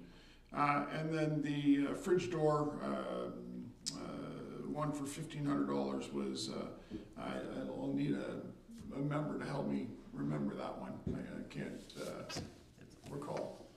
Okay. You okay there, Councillor? No, that's good, that's fine, thank you. Okay. All in favor of the seconded motions? Motion carries. Deputy Mayor, County Council report. Thank you, Your Worship. I'll just start off saying that Mayor Grantham, as a Middlesex County Councillor, was appointed to the Budget Committee. So in that case, the Budget Committee at County sits 3 days in a row. I don't know if they've put any more dates in. They sat last Wednesday, Thursday, Friday. We got it done in one day, Deputy Mayor. You got her done in one day. There we go. They didn't want to sit for any longer. Councillor Grantham at County Council sits there now. Community safety zones, we implemented 2 more in the county, one at Northdale Central Public School on County Road 49, and then an area along County Road 6 in and around the Kerwood Ballpark. So that's where we reduced speed limits and increased the fines, community safety zones. The other thing we did was in regards to the Middlesex County Loan Program. So right now there's about just shy of $14 million in reserves to fund this program, and we've repurposed it. It will now include the early stage pre-servicing and planning technical work required to bring employment lands closer to a developable state. So applications can now be made into that reserve fund by the municipalities to help move industrial land to a serviceable state. That program offers, it's a loan, 0% interest for a maximum of 15 years. And then after that, there's a percentage of interest applied. Thank you, Mike. Move on to announcements and inquiries by members. Councillor Canis. Just want to thank and I guess recognize those staff that were involved in moving snow for the last week. Just a lot of work was done, and keeping our roads and sidewalks safe. And I know we all get complaints about sidewalks not being plowed, but the Conservation Authority meeting that I referred to last Thursday saw many people from other municipalities come in and notice that we plowed sidewalks when in most of theirs they don't even plow sidewalks. Yeah, I think it's we should all be thankful, I guess, in the urban areas that our sidewalks get plowed and that we can move through our municipality safely. So thanks for that, and beyond that, just hope everyone has a happy and safe holiday season. So, Councillor Wilsey. Wanted to speak a little bit about my drive-in today. At leaving Mount Bridges at 5:30, I went through a ride program, and I still made it, so I guess I'm good. But I just wanted to remind everyone that the police are out there, they're keeping the roads safe. I did see some statistics coming out over all of Ontario, where it's approximately 1 in 10 ride programs actually find somebody who's impaired and lays charges. Just based on the numbers, I don't know if it's exactly 1 to 10, but it's about that much of them. So I think we're doing a good job, but there is room for improvement. Everyone stay safe out there, and remember the police are there to help with those programs. They're not there to slow you down. They're there to make sure we stay safe. And have happy holidays for everyone. Councillor Brennan. Thank you. Merry Christmas, Happy Holidays. To follow up on the note that was made by the previous 2 councillors, just don't leave the house unless you have a designated driver. I think that's just the way that should just become the social norm. If you're going out for the evening, there's 4 people in the car, everybody take a turn, step up and you say, I'll be the DD tonight, and then everybody's safe. And I think that's a lot different than things were back in the 70s. I think back in the 70s, what happened back then, it was just crazy. And I think social values have changed. Many people have woken up to the reality that if you're gonna have somebody behind the wheel, they just should not have had a single drink all evening. And I think we're all grown ups, and we hopefully can mentor that and show the younger people in our community that's just the way you operate. So let's just have all sober drivers all the time. Everybody else, you can go out and have a drink or two, but everybody can have a good time. And everybody gets home alive. Thank you. Councillor Paul. Yes, thank you. I'm going to take a little more time tonight. Sorry, everyone in advance. So first off, I'd like to talk about the house on the corner of Cannon and Dennis Street. it's apparently full of cats again, and something needs to be done with that house. So I don't know what the holdup is, but maybe we as a municipality need to find the political will to make something happen on that piece of property, so it stops becoming an eyesore and a place for feral cats to breed consistently. I want to talk about two very worthy community projects that we have in the works, and think that we as a council need to be starting to think about in terms of financial contribution, and that would be the Right Place and Strathroy Hospice. The Right Place, given the location right in the core of our downtown, I did read a study about another theater in a small town that said people on average spend about $35 to $40 beyond their ticket price of whatever they were attending. So from an economic development standpoint, I think we need to think about supporting that project so that they can get applications to upper tier levels of government that might give bigger dollars than we do. And of course, the Strathroy Hospice, certainly a worthy project. In my place of work, I see many people having to drive in and out of London to attend their family members' last bit, and that in itself can be a very stressful situation when you're adding in the half-hour, 40-minute drive every single day. And lastly, I just want to thank our staff. Many of our staff are in the position to be the front line of complaints, because when everything is going right, they don't hear from anybody. They only hear from people when things haven't gone exactly the way maybe residents think they should. And I think that the vast majority of the time, our staff respond with great tact and with genuine concern for our residents and how this municipality is done. And I know that this room at times must be very frustrating for them, but here they are all dressed in holiday sweaters, showing a little bit of team spirit. And I can certainly appreciate that having a good place to work is an important part of being a job. So I would just like to thank them very much for their contributions over the year and the great work that they've done. Thank you, Councillor. Councillor Derbyshire. Thank you. Councillor Pelkman said a lot there. I'd like to reiterate some of it, where I'd like to thank staff for the year they put in. I think we're all starting to pull in the right direction here. I'd also like to wish everyone a Merry Christmas and a Happy New Year, and just say, it's my honor and privilege to sit here and represent the people of Strathroy-Caradoc. So thank you for that. Councillor Palmer. I'll just say, since we're talking about sidewalks, just a shout out again to the sidewalk staff on behalf of the crossing guards, because the sidewalk staff this year has gone, at least on McKellar Ave, above and beyond to help out the crossing guards, make sure their area that they have to cross in is clear. So thank you to the staff that do that, but also thank you to the crossing guards, who I pass 3 every morning, who are there diligently in all weather, and it's been cold lately. And they're always smiling, greeting, and taking care of the kids, and even helping me cross the street with the dog. So a big shout out to them, particularly in the winter. It's a hard job, and they do a great one, so thank you very much. I also want to say Happy Hanukkah to all of our Jewish friends in the community who are celebrating that festival, which started today, and Merry Christmas to everyone else.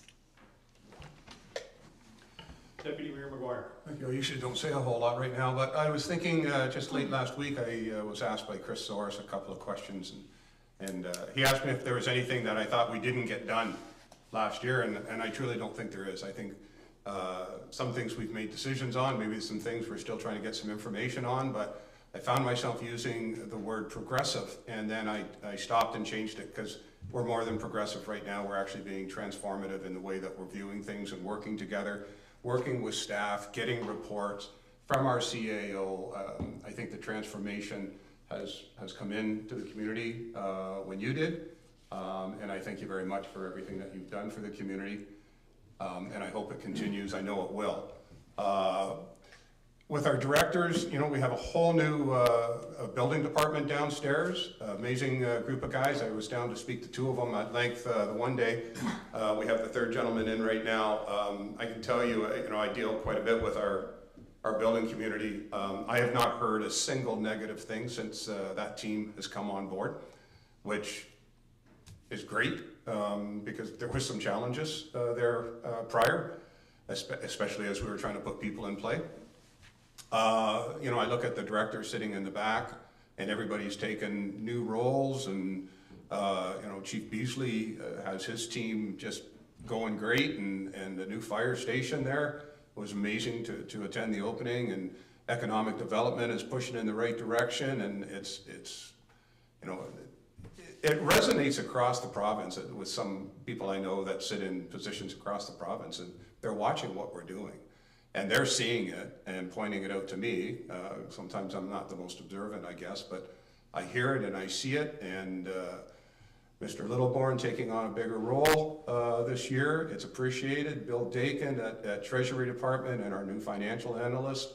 I've asked him recently for some reports in regards to the Housing Corp that I'm involved with, Strathroy-Caradoc Housing Corp. And within 2 days I have an analysis of some stuff, and it helps us do our work. We reviewed a bunch of it this evening at our meeting. Walter, nice to see you here from Roads Department. Another you know, one of our staff that I'm termed is up and coming, and it'll be amazing to see your development. I appreciate everything. Every time I make a phone call to you, it's like we got the answer, and he just deals with it. It's amazing, and of course Doug puts them all in place. So. Great team. Can't thank the clerk's department enough. I know you guys are overworked. I won't say underpaid because we fixed that problem, but you remain overworked. But thank you very much. I've put a lot of stress on you, I know, over the last couple of weeks with the Housing Corp and getting agendas and stuff because I'm tardy on getting my information to you. But you do an amazing job keeping this place running. Thank you. I've been contemplating doing this for some time, and I'm sure when this organization hears I'm giving them a shout out, they're gonna be upset at me, but Councillor Derbyshire knows some of the gentlemen I'm gonna talk about. I'm a 45-year member of the Melbourne Oddfellows, no jokes there, but quiet, humble organization, and the reason why I am pointing them out this year is just 2 weekends ago on a Sunday, it's an annual tradition that this small organization serves 200 needy seniors in Melbourne. It's been going on, they give her their time. But also in this past year, it donated $10,000 to the MRI at Strathroy Hospital.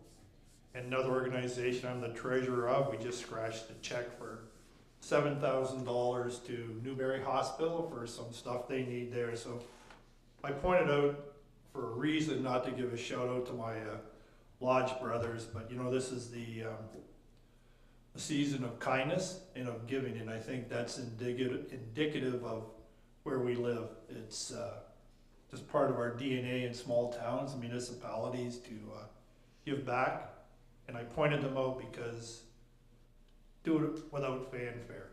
I know of other organizations, church organizations and others who are doing Christmas meals, and they're not asking for thanks, they're just doing it because it's in their DNA. It's who we are in we are a small rural community. So to all of those organizations, including my lodge brothers, thank you for what you do. Thank you for your kindness.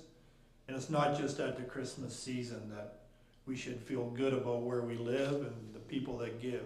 It's year round. And to me, that's what makes this a special community. So on behalf of myself, I want to wish everyone a Merry Christmas and a Happy New Year, and we'll see you all. And yes, Councillor Brennan.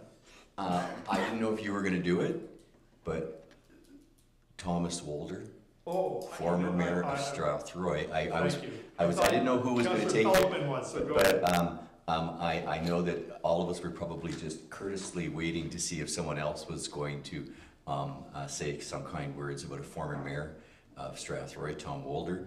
I think many of us knew him for many years, and he passed away this week. And Tom was an amazing individual, and he gave a lot of time and service to this community.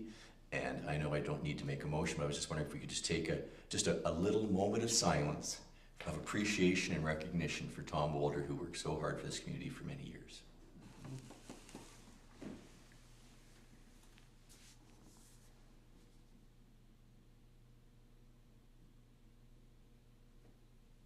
Thank you. Thank you.